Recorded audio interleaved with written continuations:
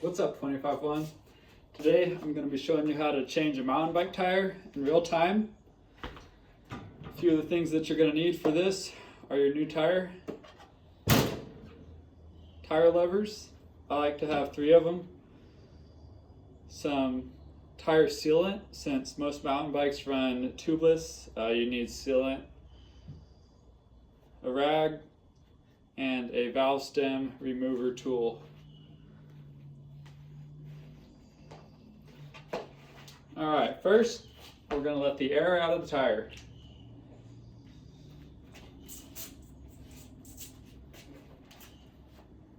I'm going to take the valve stem remover tool, push it on there, and unthread it lefty-loosey.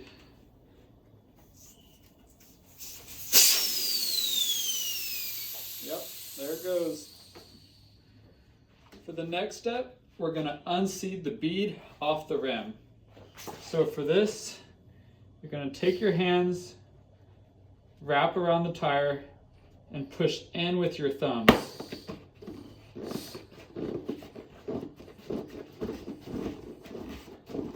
And then same on the other side. And towards the center.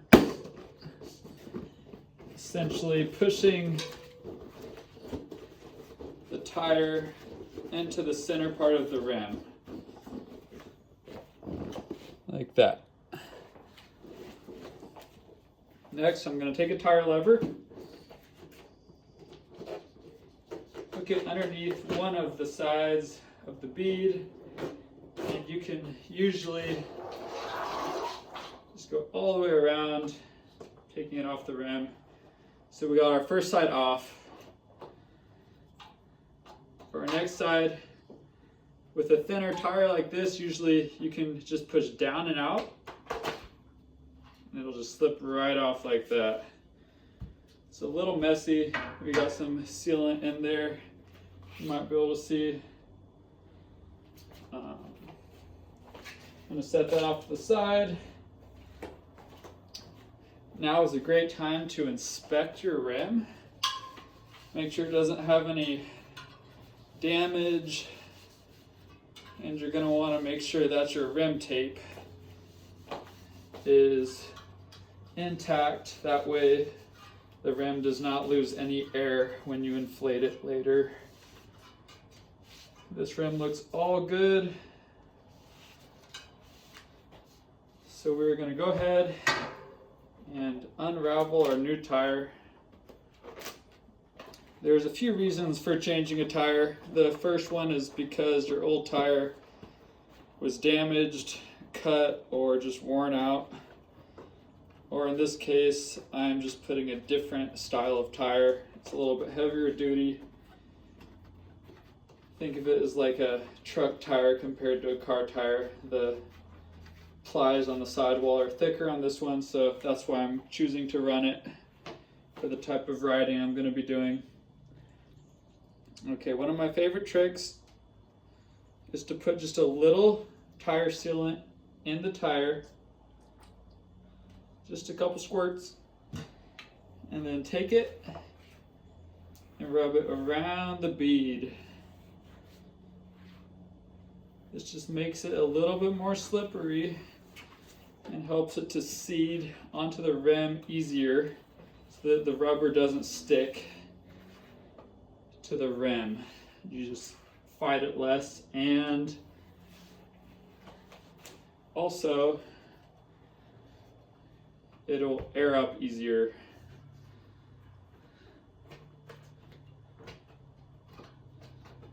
So you're going to start by putting the rim inside the tire. Just set it in there. It's smaller, so it's going to look like that.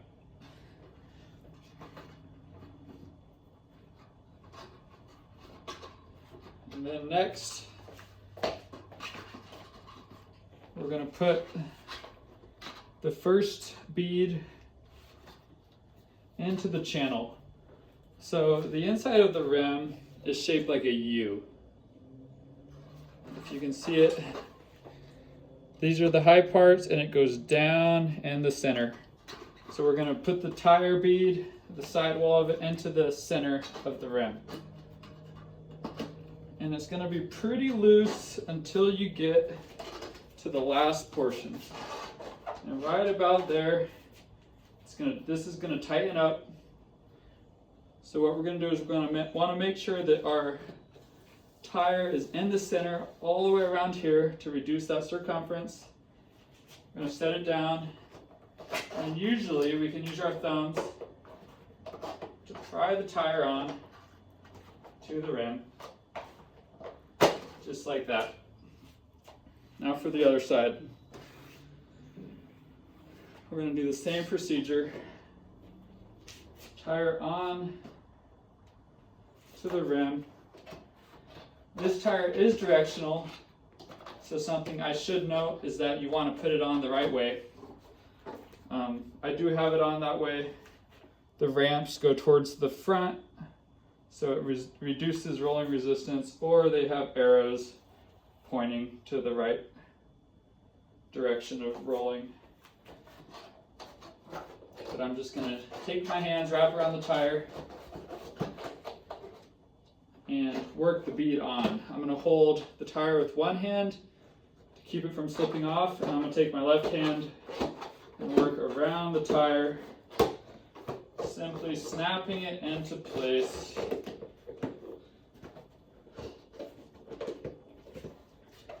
And then we get to that last part, it gets a little bit tight, and the key is to push the tire into the center of the rim.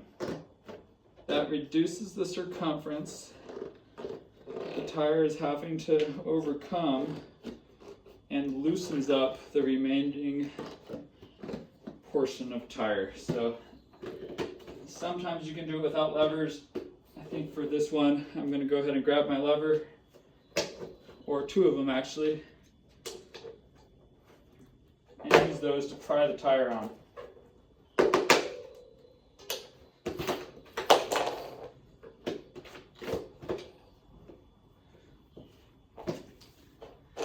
Okay, now that the tire is fully on the rim, I like to seed the bead. And to do that, you're going to inflate it. Now with tubeless tires, a lot of the times you're going to need an air compressor or something that fills it very quickly. I'm going to try and just do it by hand, and we'll see if it works.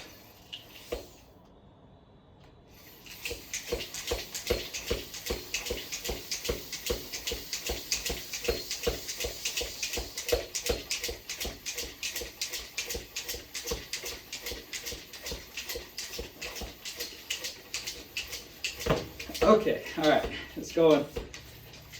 So it just needs a blast of air to push the sidewalls out against the rim so it doesn't leak. And what we're going to hear is some popping. That's good. That just means that the bead of the tire is seating properly against the rim. Just like that.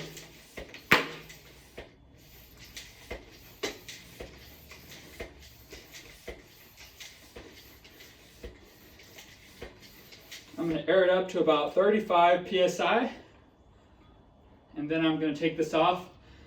All the air is going to come out since I don't have my little Presta valve core in there. But that's okay, because I still have to add the stands fluid.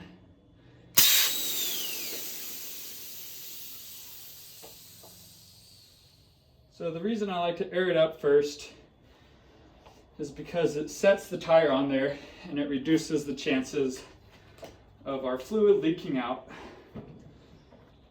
But now I'm going to take our fluid and just squirt it right in through our valve hole.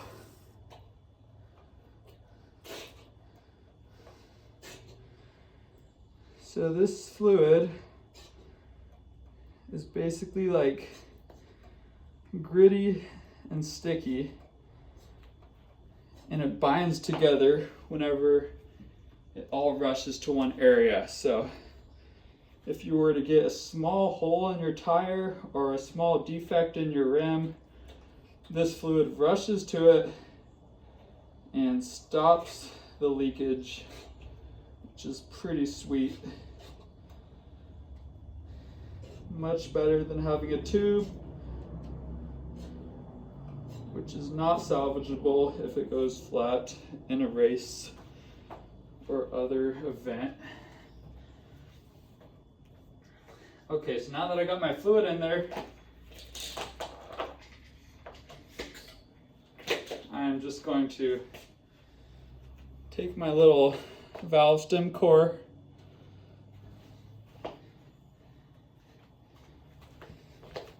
and thread it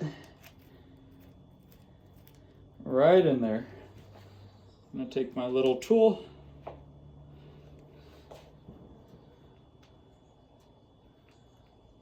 tighten it down till it's snug.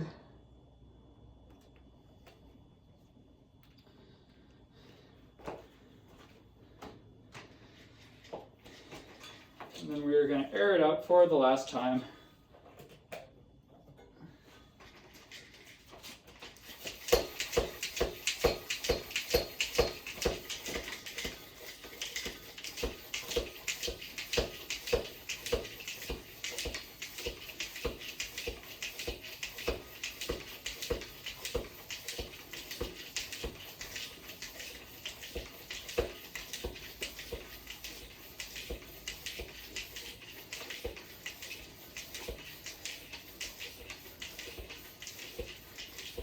Again, I'm going to put about 35 psi in it.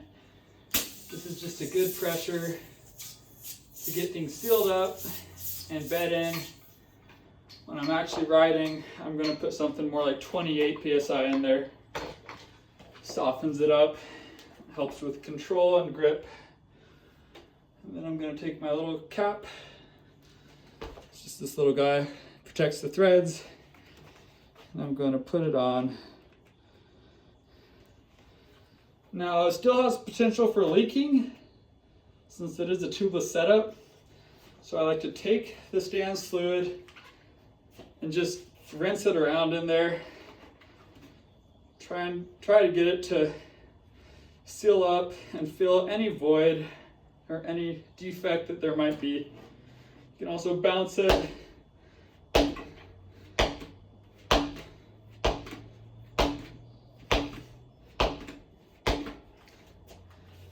Give it a wipe.